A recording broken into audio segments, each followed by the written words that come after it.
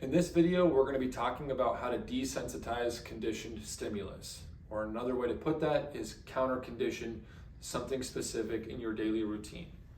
So to kind of dive into the dog psychology part of the conditioning process, it all begins with some kind of a stimulus. Now that stimulus can be someone knocking at the door. It can be me shuffling with my keys, putting my shoes on, grabbing a coat.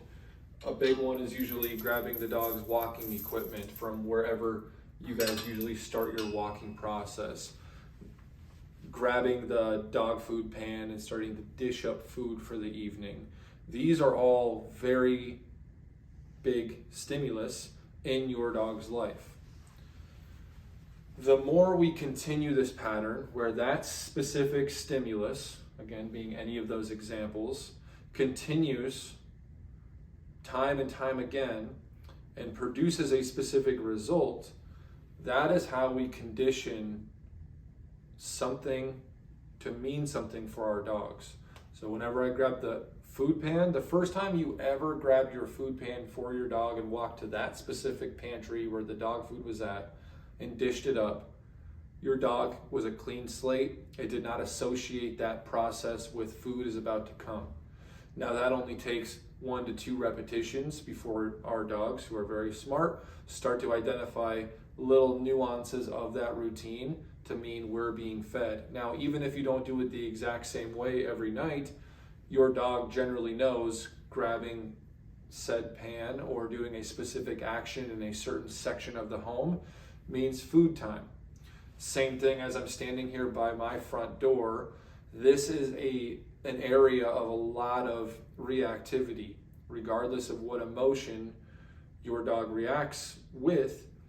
We have knocking, keys, us leaving, dogs coming with us, maybe they're staying. We have people coming into the home, deliveries and drop-offs happening. So there is a lot of conditioned stimulus here in the home.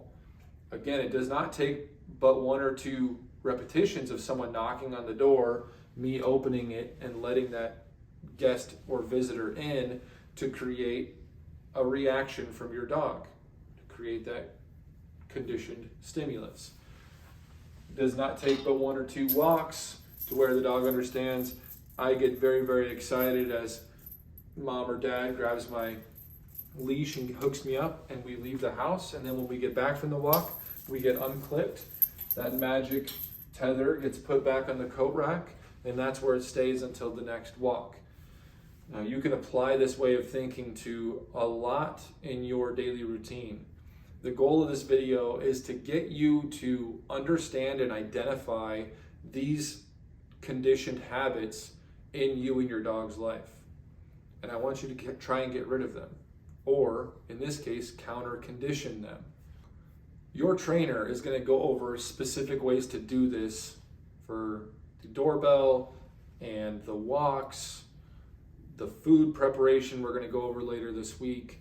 So as you see that process unfolding for your specific dog, try to think about how you're going to apply that moving forward into your daily routine. Most of the time, it takes exponentially more repetitions without that stimulus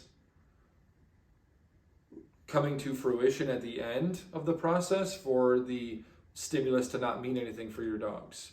Now, what I mean by that is, if my dog usually goes berserk and barks at the doorbell, then that's usually because they associate the doorbell means someone is here or something new is happening.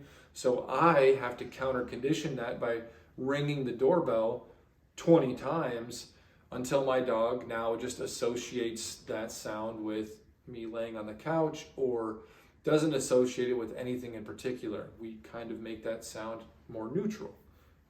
Very familiar word there.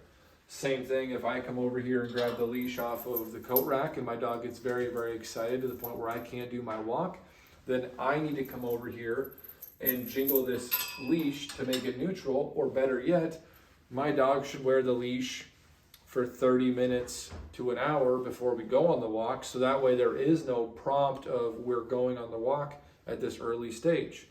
If my dog starts to get severe separation anxiety before I leave the home because I grab my wallet, keys, phone, put my shoes on and grab a jacket, then to help them overcome that, I need to do that entire routine several times throughout the day when I'm not actually leaving and going anywhere.